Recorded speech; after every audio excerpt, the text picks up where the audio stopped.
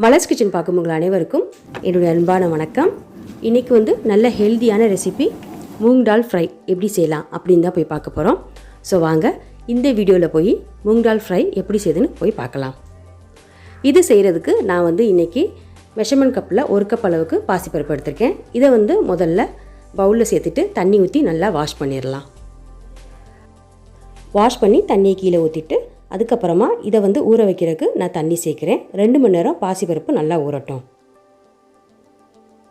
So இப்போ 2 மணி நேரம் ஆயிடுச்சு. பாசிப்பருப்பு எல்லாமே நல்லாவே ஊறிடுச்சு. இப்போ தண்ணி நல்லா வடிகட்டிட்டு இதை நம்ம காய வச்சுக்க போகிறோம்.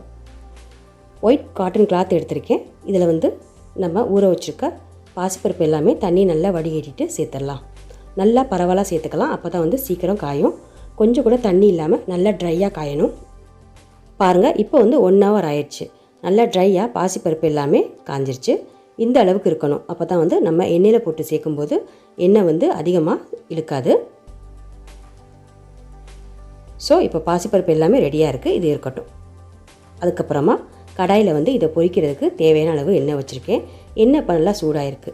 இதில் நம்ம அப்படியே பாசிப்பருப்பு சேர்த்துக்கிட்டோம்னா டக்குன்னு எடுக்க வராது. அதே சமயத்தில் கருவி போயிடும். அதனால் இந்த மாதிரி பெரிய ஸ்டீல் வடிகட்டி சேர்க்குறேன். இந்த ஸ்டீல் வடிகட்டியில் நம்ம பாசிப்பருப்பை கொஞ்சம் கொஞ்சமாக சேர்த்து பொரிச்சிக்கலாம். இதை பொரிக்கும் போது ஸ்டவ்வை மிதமான தீயிலே வச்சு பொரிச்சிக்கலாம். கோல்டன் கலராக வர்ற வரைக்கும் இதை ஃப்ரை பண்ணிக்கலாம். ஸோ இப்போ பாருங்கள், எண்ணெய் நிறையா பபிள்ஸ் வருது. இது நல்லா பாசிப்பருப்பு வறுபட்ட பின்னாடி எண்ணெயிலேருந்து பபிள்ஸ் வராது. அப்போ பாசிப்பருப்பு எல்லாமே நல்லா வறுபட்டுருச்சுன்னு அர்த்தம். ஸோ இப்போ பாருங்கள், எண்ணெயிலேருந்து பபிள்ஸ் வரல. பாசிப்பருப்பு எல்லாமே நல்லா வறுபட்டுருச்சு. கலரும் பாருங்கள் நல்லா மாறிடுச்சு. ஸோ இப்போ நம்ம எல்லாத்தையும் எடுத்துடலாம். எண்ணெயை நல்லா வடிகட்டிட்டு எடுத்துடலாம்.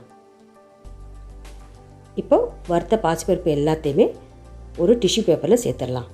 இதில் எண்ணெய் இருக்கும். அதனால் இந்த டிஷ்யூ பேப்பரை வச்சு மெதுவாக இந்த மாதிரி அழுத்தி விட்டுக்கலாம். அப்போ தான் எண்ணெயெல்லாம் போயிடும். ஸோ இப்போ பாருங்கள், துளி கூட எண்ணெய் இல்லை. இதில் தேவைக்கேற்ப உப்பு சேர்க்குறேன். கொஞ்சமாக உப்பு சேர்த்துக்கலாம். அப்புறமா காரத்துக்கு 1/2 டீஸ்பூன் தனி மிளகாய்த்தூள் சேர்க்குறேன். இது எல்லாத்தையும் சேர்த்துட்டு மிக்ஸ் பண்ணிடலாம். ஸோ இவ்வளோதாங்க. ரொம்ப சூப்பரான, ரொம்ப ஈஸியான, அதே சமயத்தில் நல்ல ஹெல்தியான ரெசிபி மூங் டால் ஃப்ரை ரெடி ஆயிடுச்சு.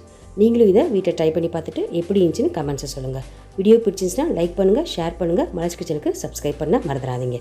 மீண்டும் பார்க்கலாம். நன்றி, வணக்கம்.